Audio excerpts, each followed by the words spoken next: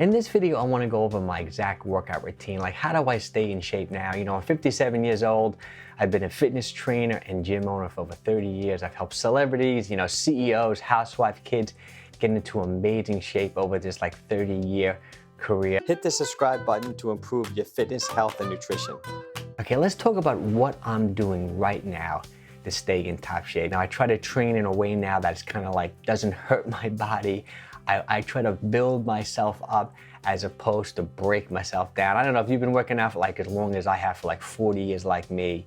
You know, there were periods within my life when I overtrained. I think I overtrained for 20 years straight, from the age of like 16 to like into middle of my 30s. Then when I started getting into my 40s, I had my first knee operation, and I kind of like smartened up and I become more of a minimalist when it comes to exercise. You know, I feel like one major rule is I control my weight like 90% by how I eat. You know, I eat in a way to keep my body fat low, but then I work out to create the response I want, meaning that when I do my cardio work, I do some cardio work to make my heart strong and to increase my VO2 max.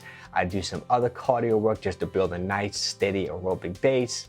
I lift weights to increase my muscle mass, or at least to maintain my muscle mass. You know, I'm 57 years old. I was more muscular when I was younger, but I'm not as interested as being like 15 pounds heavy. I'd rather be leaner, better for my joints. And I also I want to feel good. I want to be able to move on all different planes of motion. I want good mobility. So I also increase my mobility by training in a certain way. Let's go over my aerobic workout. I do 3 different types of aerobic workouts. Okay, one workout is a short and hard, is my interval workout. So I get on the elliptical, first I warm up for 5 minutes, and then all I do is that I do about 6 or 7 really hard 1-minute intervals. So I go really hard for 1 minute, then I go easy for 1 minute. I go really hard for 1 minute, then I go easy for 1 minute. Now I get it to about like 85–90% of my max heart rate. If you don't know how to figure out your max heart rate, real simple, take 220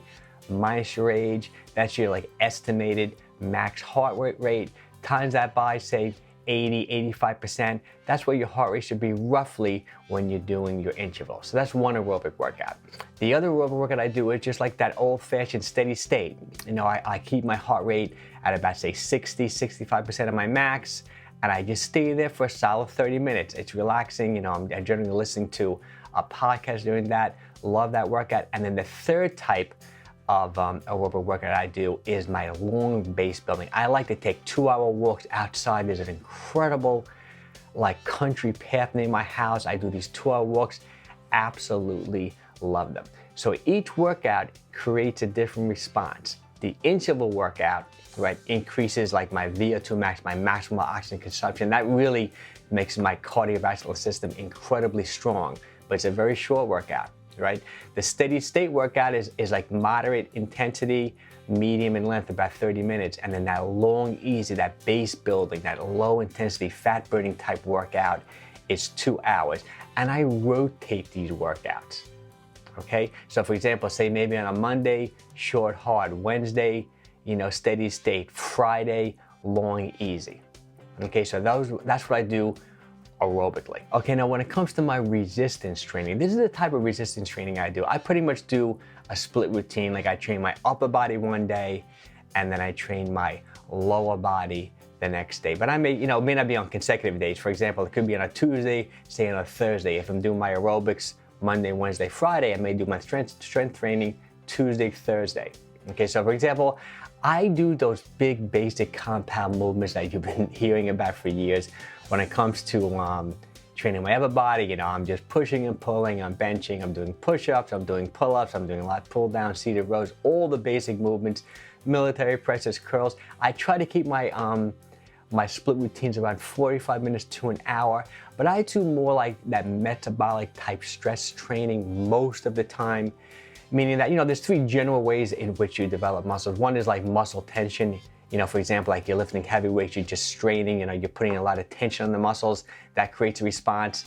Then there's muscle damage, you know, the muscle's breaking down, you know, make little microscopic tears in the muscle. And then there's metabolic stretch, like when you pump the muscle up, fluids go into the muscle, and it creates protein synthesis. There's a lot of hormonal reactions that are really beneficial to hypertrophy, to your muscles getting bigger, when you do metabolic stress type training. So since I'm older and I do have a number of joint issues from riding motocross as a kid, from surfing all over the world, from skiing, and I mean, I'm gonna do a video one day about all my injuries and all the things I've done playing sports. It's an interesting video on how I actually rehab them.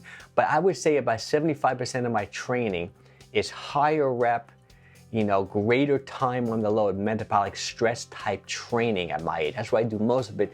But then every now and then I vary my rep range, and I will go heavy, every few weeks and really increase the muscle tension. I get more muscle damage there. But most of my training is the metabolic stress type training. So for example, say I do my upper body, say on a Tuesday, Thursday I'll do lower body, same thing, more like, squats. I don't go heavy. I do lunges, squats, your typical like lower body type work. Now, when it comes to lubricating my joints and keeping my mobility, I like to do a lot of mobility movement type work. Things like, see how I'm just rotating my shoulders here? That's the type of movement that I like. And I go through like an upper body routine and a lower body mobility movement routine. And I generally do this after I do my resistance workout. So for example, on Tuesday, after I'm training I may even do a little mobility movement in between sets and as a warm-up, but generally as a cool down, I take a good solid 10 minutes and I go through this whole upper body mobility movement program. I'm gonna link it up, some of the movements that I do if you wanna check out some of the movements. And then on Thursday, I do more like a lower body mobility movement where I'm working my hips, I'm internally, externally rotating my hips. I'll link up another video I did on that, on a little bit of a hip mobility workout that I do. And this is the sequence that I generally follow. So a typical week might be like, let's say Monday, I would do like a high intensity aerobic type workout. Tuesday, I may train my upper body. Wednesday, I may do like a steady state aerobics. Thursday, I may train my lower body. Friday, I'll probably go and take a nice 2-hour walk, and then I start the whole sequence again. For example, Saturday, I may go right up to doing my upper body again. So I may follow this 2-week sequence for say 3-4 months, do something like this. So for example, I'm averaging like 1.5 body parts being trained every week.